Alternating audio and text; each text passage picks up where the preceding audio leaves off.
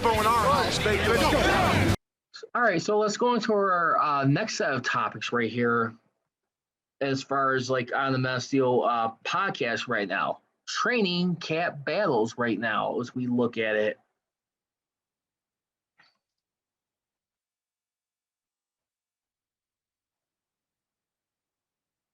As we look at, I mean, one of the few highlighted things was how Mason Rudolph struggled in training camp reps versus defense as he threw 2 picks.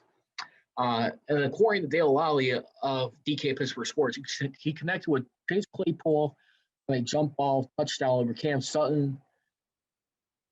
I mean, and that was one thing he was able to do. But then came an interception that was underthrown to Deontay Johnson, who subbed in for Joe Hayden, picked off and went 106 yards the other way of the field. Then in the red zone drill to end the practice, Rudolph attempted to throw an out to Claypool with Sutton in coverage. Safety Mika Fitzpatrick ran the route the whole way, jumping it for an easy interception for stepping out of bounds. Mike Tomlin definitely was clearly a little frustrated right there.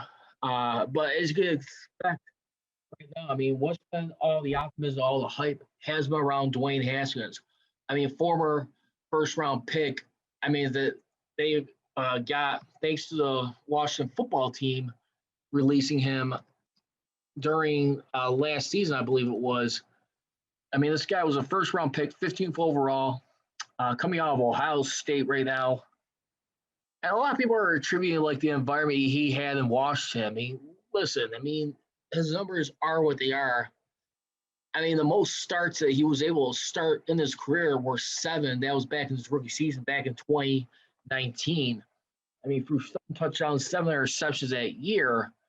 But his completion percentage went up in his second season at 61% as compared to 58.6.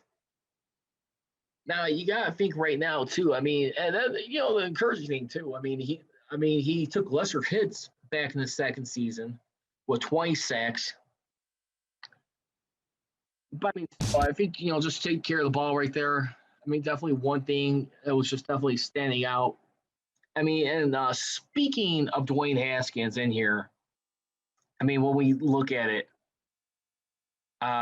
for the thing, when we look at it, Rudolph, Dobbs, and Haskins each had a touchdown, 7 shots. Haskins threw a short touchdown to Zach Gentry. Dobbs scrambled again into the end zone. Haskins, who has looked more comfortable this week, didn't throw an interception at Friday's practice, though many of the plays called for him, such as inside screen to the tight end, are much less likely to bear interceptions. This was back on Friday's practice. And Mike Tomlin's quote from Friday's practice, that's the thing about when we're working Steelers versus Steelers. There are 2 sides to the coin, Tomlin said.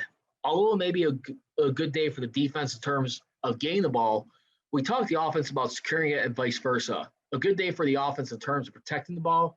We're not patting ourselves on the back. We're talking to the defense about creating more turnovers. And there you have it right there. I mean, of course, defense doing its job, but I think that's definitely got to be important right now. I mean, you look at a guy like Mason Rudolph right now, I mean, going into the season, who wants to be all about having fun, I mean, this year.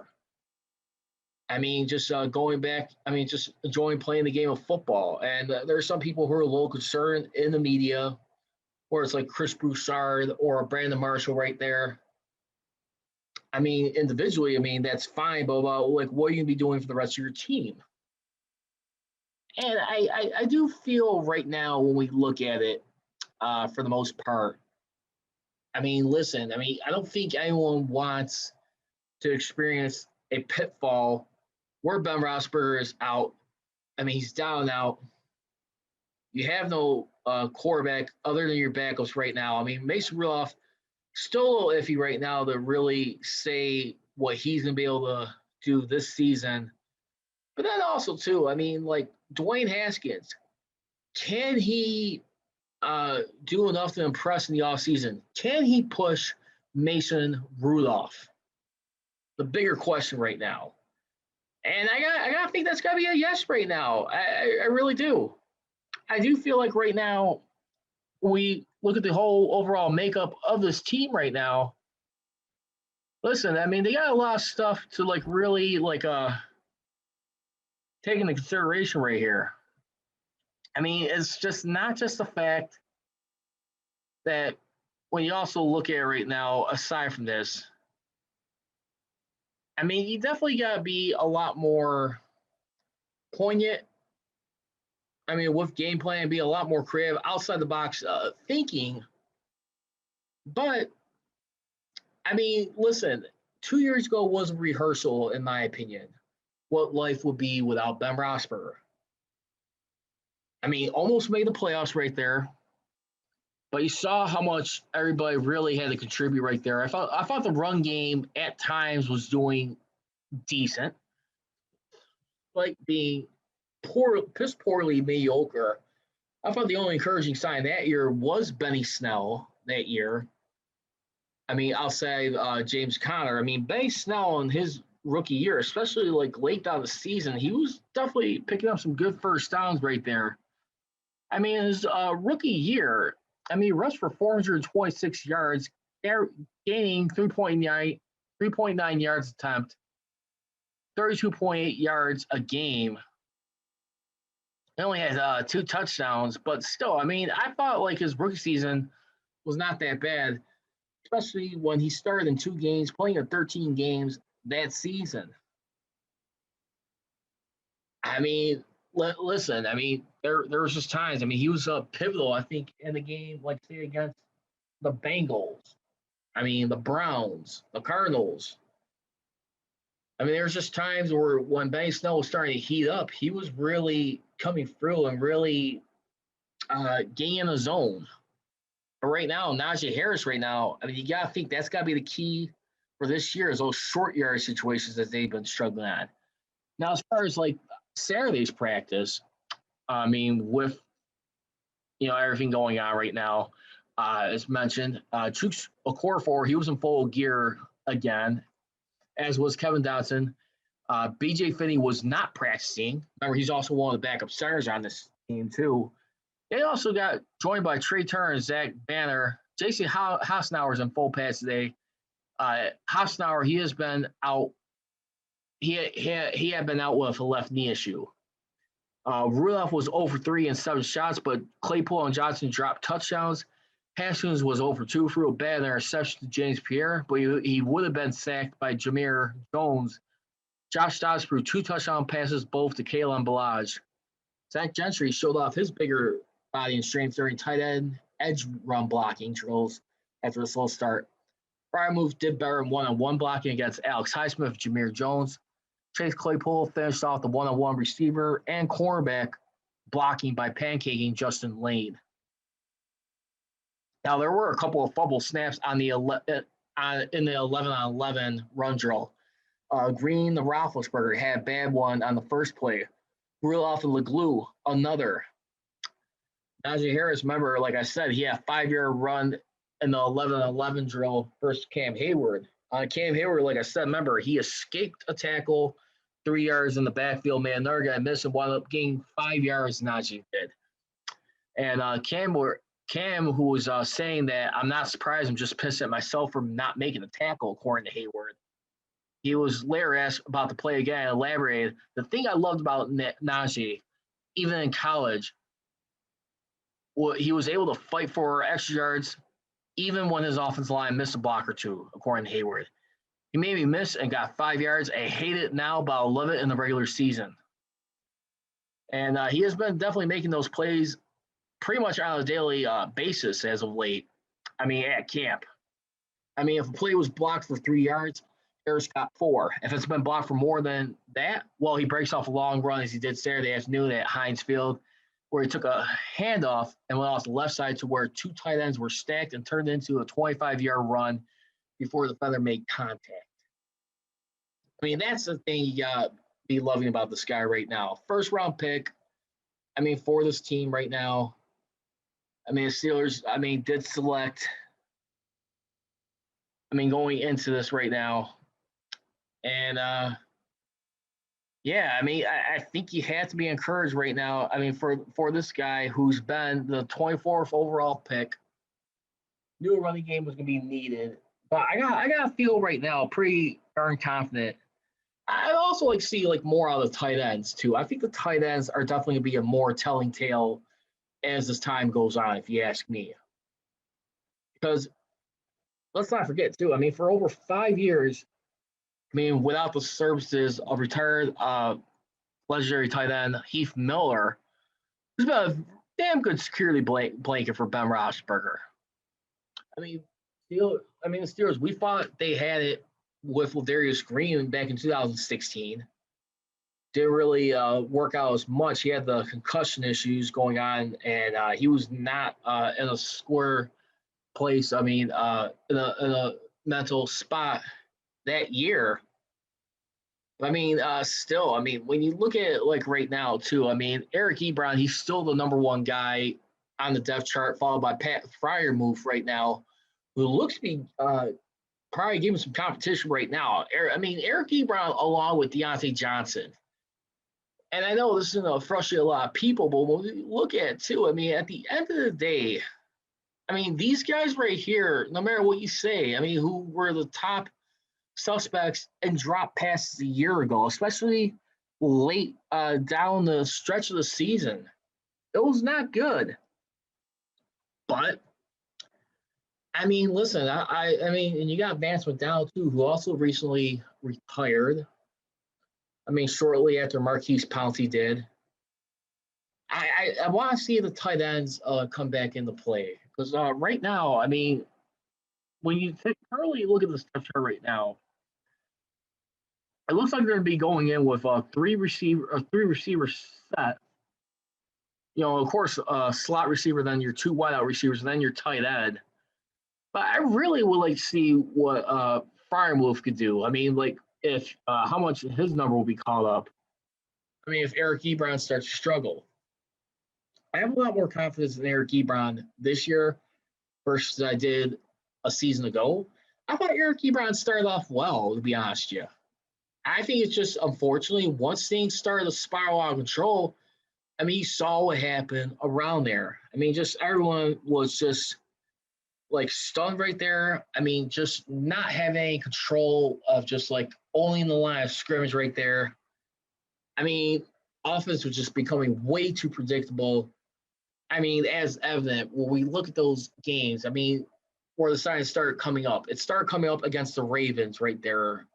I mean, and then the Washington football team, then the Bills, the Bengals on Monday Night Football.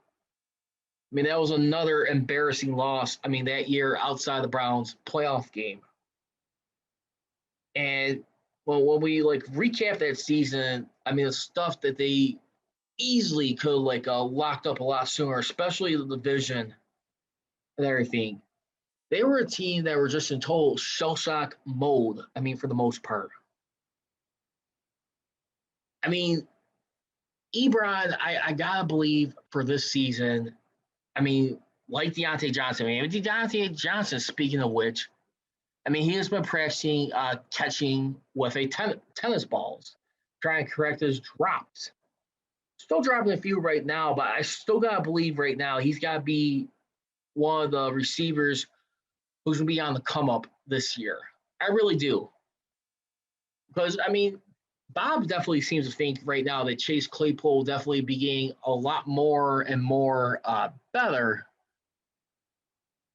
I mean, like with this year, as they continue to improve. Don't forget, I mean, Chase Claypool a season ago, he led the team as far as receivers and touchdowns with 9. He was actually tied with Juju for the most. But as far as like, receiving yards, he was second on that list with 873. I mean, he caught the longest one of the season with 84 yards. And then when you look at the depth chart on there right now, I mean, look at the wide receivers especially. I mean, with Deontay Johnson, I mean, the one who might be the odd man out eventually is got to probably be James Washington, which, by the way, he is in the final year of his rookie deal with the Steelers. Remember, he was also drafted the same year as Mason Rudolph back in 2018. But then you also look at the rest of the guys, like right here. I mean, check this out. I mean, behind Chase Claypool, you got Cody White, Isaiah McCoy, Tyler Simmons. Then the other receiver set behind Juju Smith-Schuster, you got Ray McLeod, Anthony Johnson. And then behind Deontay Johnson, you got James Washington, Rico Bussey, and Matthew Sexton. And that's really, I mean, what we got right here.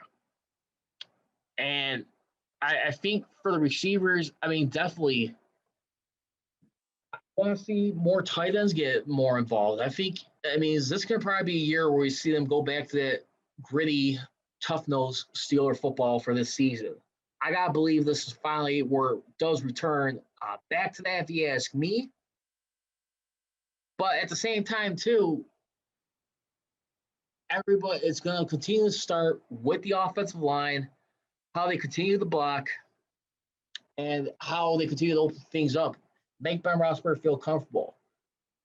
And how is he going to be able to throw with finally having a full season of rest off that injured throwing elbow that he barely practiced with last offseason? I mean, I got to believe Ben Roethlisberger is more in a better spot this year than he was a year ago. I mean, just back to normalcy in terms of practicing. I mean, just coming out of that. And we'll see. Because if anything, I definitely do feel right now it is going to be very incumbent right now. Drop passes definitely be spotted right away, early and often right now.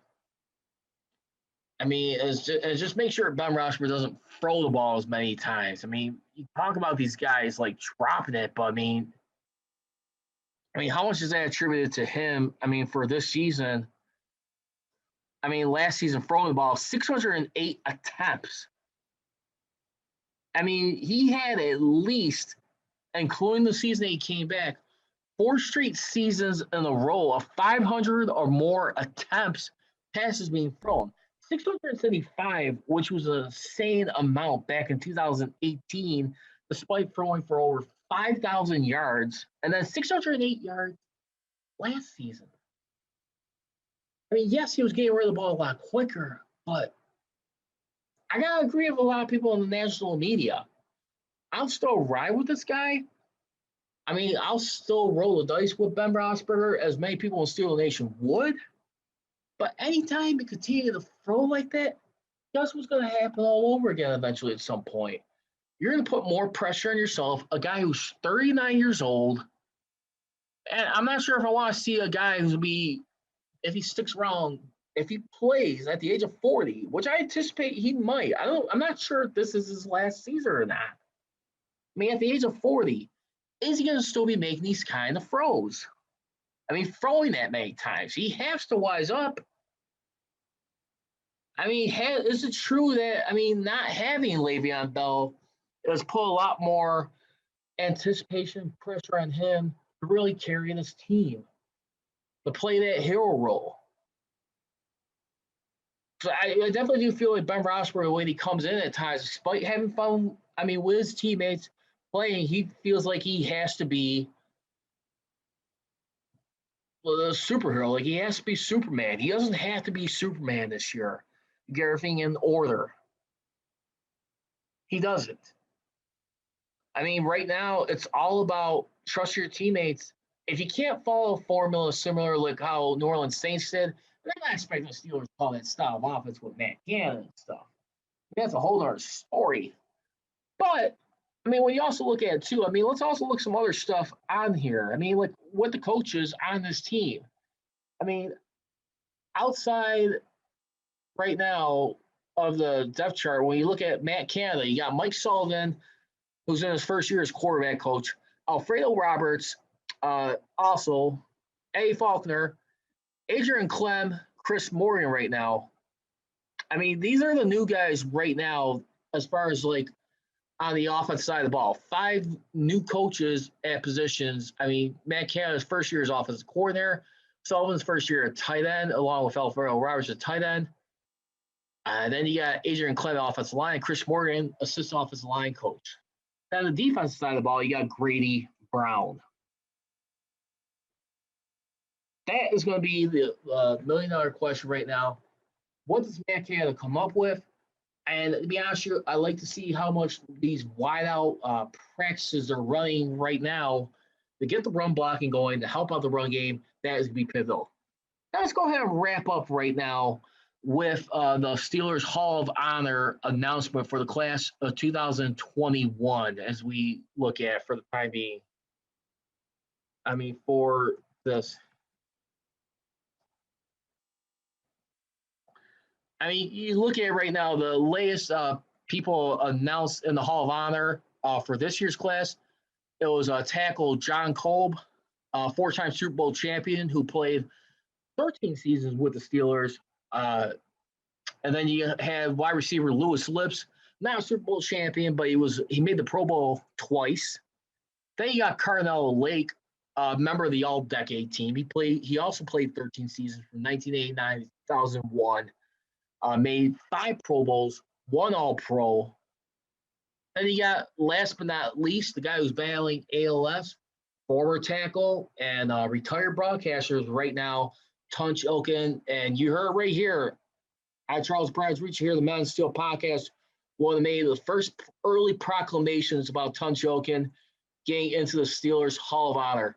Tunch, you deserve it, man. Congratulations to all these men right here.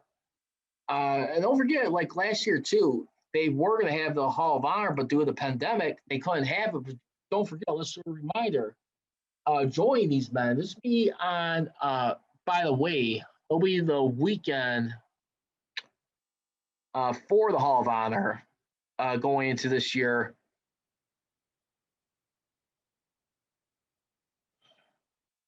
It'll be on the weekend of November 13th and November 14th when the Steelers will be hosting the Detroit Lions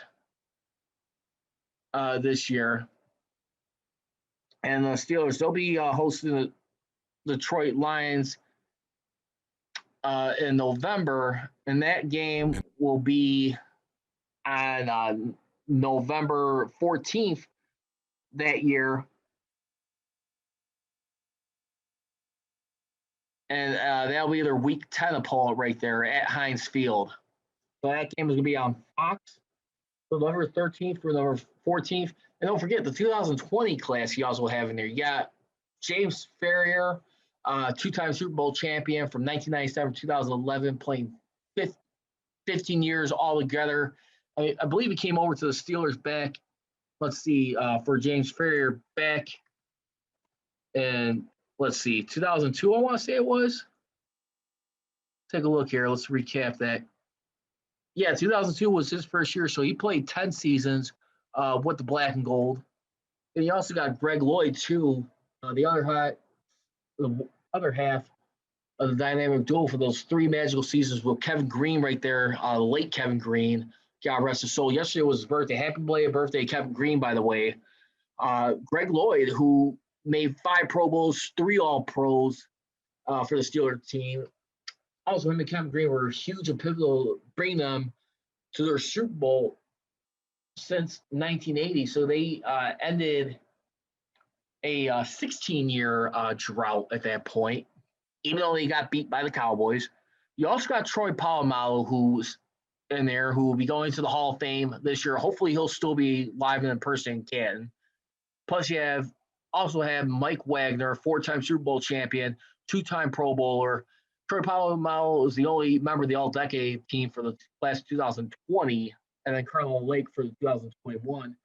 And last but not least, the late Dwight White, too, who also won 4 Super Bowls, 2 Pro Bowls.